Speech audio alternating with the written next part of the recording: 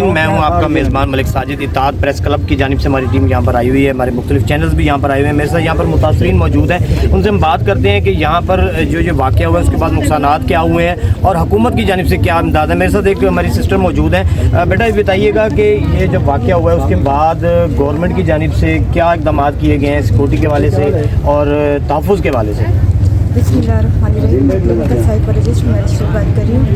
ये वाक़या परसों 10 बजे स्टार्ट हुआ। 10 बजे गैस जो थी ना लीक हो चुकी थी, लेकिन उन्होंने अपने लोगों को पहले बचाव उनका अपना किया।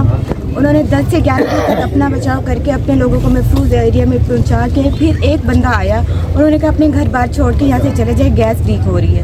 इसके अलावा इन्होंने कुछ नहीं बताया और जैसे मतलब अफवाह फैली तो एक बंदा आया जो उसने, तो ये जो हमारे बड़े भाई हैं इन्होंने बहुत मदद की। इन्होंने सबके घर जा के सबको कहा कि घर बार छोड़ के भाग जाओ, अपने बच्चों को ले। इन्होंने कोई अपना ज़रूरत का सामान नहीं लिया, इन्होंने अपने बच्चे और अपने घर वालों को लिया और महफूज एरिया में पहुँचाया। जब ये कुछ लोग वापसी अपना कीमती सामान जेवर जो पैसे जो थे इन्होंने रखे हुए थे वो सामान लेने के लिए आए तो ऑन द स्पॉट उनमें वो जल के राख हो गए और कुछ लोगों की वहाँ पे डेथ भी हो चुकी थी। लेकिन उसके बाद भी यहाँ पे कोई फायर ब्रिगेड कोई भी पुलिस तब तक नहीं आई।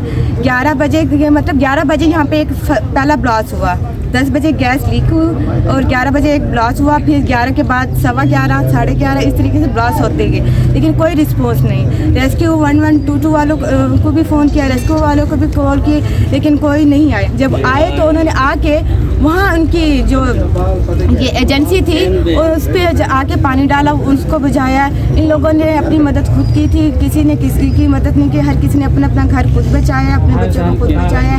ये जो वसीब ये है, ये गांव वाले वसीब लोग एक दूसरे की मददगार साबित हुए। इन्होंने एक दूसरे का घर बचाया, अपनी मदद आपकी। अभी इस पूरे सिनेरियो को 2 रातें हो चुकी हैं, 2 रातें और अगला दिन भी शुरू हो चुका है। इनकी मदद के लिए कोई भी बंदा नहीं आया। बहुत से लोग आए हैं, बहुत सी मीडिया के भी लोग आए हैं, आके कंपनसेट के वादे करके गए हैं, लेकिन अभी तक कोई भी कंपनसेट नहीं है।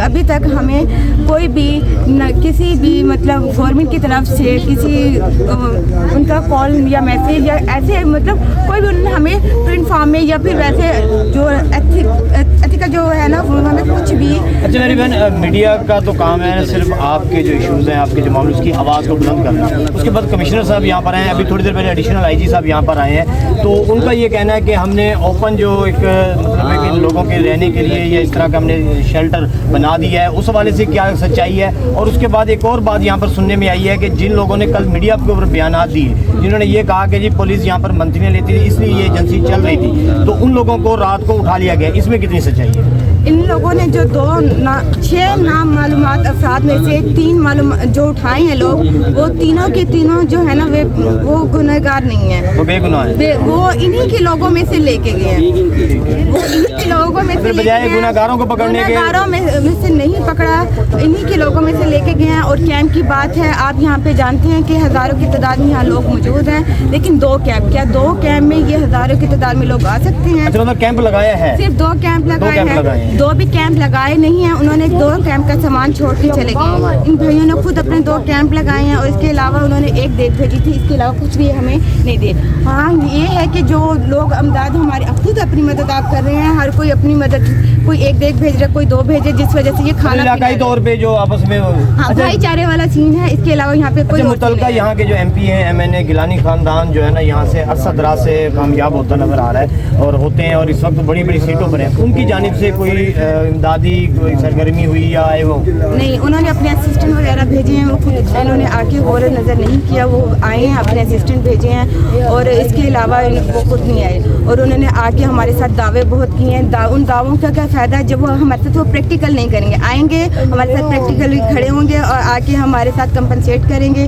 हमें कुछ भी एक्स्ट्रा नहीं चाहिए, हमें इन लोगों का कोई भी सामान एक्स्ट्रा नहीं चाहिए। हम इनका जो था उनका वही वापस कर दे, उनके घर थे उनके नुकसान आते वो पूरे बस वो कंपनसेट कर दिया जाए। यहाँ तक कि यहाँ पे 20+ बच्चों की शादी थी जो रमज़ान के बाद, उनमें उनके गोल्ड हर बच्ची का 2-2 तोला सोना 3-3 बना हुआ था, वो भी जल के राख हो गया। इनके पास कैश था क्योंकि ये लोग रात को इन्होंने काम किया था, ये मंडी गए थे सामान बेच अपने जानवर बेच के आए थे। इनके पास लाखों का कैश था, वो भी जल के राख हो गया है। अब हमें इनसे कुछ भी एक्स्ट्रा नहीं चाहिए, जो इनका है वो इनका हक दे दें, वो अपना फ़राइज़ अंजाम दें और इनके साथ कंपनसेट करें, इनके आके हेल्प करें। और ये मसनूई हेल्प नहीं होनी चाहिए। देखिए ये इनका फ्यूचर परमानेंट होनी चाहिए, परमानेंट। यहाँ तक कि इनके छोटे छोटे बच्चे अभी भी वो माँ बाप से क्वेश्चन करते हैं कि मम्मा आज फिर अम्मी आज फिर एक धमाका होगा, फिर हम मर जाएंगे सारे, फिर क्या हमारे घर जल के राज को बन जाएंगे और हम कैसे खाएंगे। अब ये बताएं कि हम ये जो बच्चों के इतने क्वेश्चंस हैं उनके आंसर कौन देगा, उनका फ्यूचर कौन बनेगा, उनका तो फ्यूचर ख़त्म हो गया जी ना। बिल्कुल नाजरीन, इनका आंसर हमारे जो हुक्मरान हैं उन्होंने देना चाहिए। और मैं ख़ास तौर पे गिलानी ख़ानदान को ये पैगाम देना चाहूँगा कि एक चेयरमैन सेनेट है, 2-3 MNAs हैं, एक MPAs है, लेकिन वो स्विट्ज़रलैंड और मुख्तलिफ मुल्कों के दौरे ज़रूर करते हैं। अमेरिका में आग लगी, आप वहाँ पर पहुँच गए, ये आपका अपना हल्का है, यहाँ से आप वोट लेकर कामयाब होते हैं, यहाँ से आप वोट लेकर उसके बाद आप ऐवानों में जाते हैं, आप बड़ी बड़ी गाड़ियों में जाके बड़ी बड़ी अयाशियाँ करते हैं। आप इतना जो माल बनाया है गिलानी साहब, आपका ये फ़र्ज़ बनता है कि आपको खुद यहाँ पर आना चाहिए। चेयरमैन सेनेट होने के नाते इस इलाके के जो सियासतदानों में एक बाअसर शख्सियत हैं, आपका ये फ़र्ज़ बनता है कि आप यहाँ पर खुद आएँ, खुद आके इन मुतासरीन के साथ आप हमदर्दी दिखाएं और इनकी जो दाद रसी है वो करें। ये आपका फ़र्ज़ है, ये कोई आप इनके ऊपर एहसान नहीं करेंगे, ये आपका फ़र्ज़ है। और दूसरा, मरीम नवाज़ साहबा से मेरा पैगाम है, मेरा उनसे दरख्वास्त है कि जैसे आपने इज्तिमाई शादियों का एक सिलसिला जारी किया हुआ है, तो यहाँ पर जो बच्चियों के जहेज़ जले हैं, आपको फौरी तौर के ऊपर उन बच्चियों के लिए जो इक़दाम हैं वो उठाने चाहिए। और ये जो गैर कानूनी काम यहाँ पर होता है, ख़ास तौर पर इसमें सिविल डिफेंस इन्वॉल्व होती है। सिविल डिफेंस की जो हमारी मुल्तान की डायरेक्टर हैं, उनकी जो टीम है वो मंथलियाँ लेती है, मंथलियाँ लेने के बाद ये एजेंसियाँ गैर कानूनी तौर पर चलती हैं। और हमारा इत्तेहाद प्रेस क्लब हमेशा से इन एजेंसियों के खिलाफ रहा है और हमने इनके ऊपर बड़ी कार्रवाइयाँ की हैं। हमने कोशिश की है कि ये एजेंसियाँ ख़त्म हो ताकि लोगों की जान और माल महफूज रह सके। जी।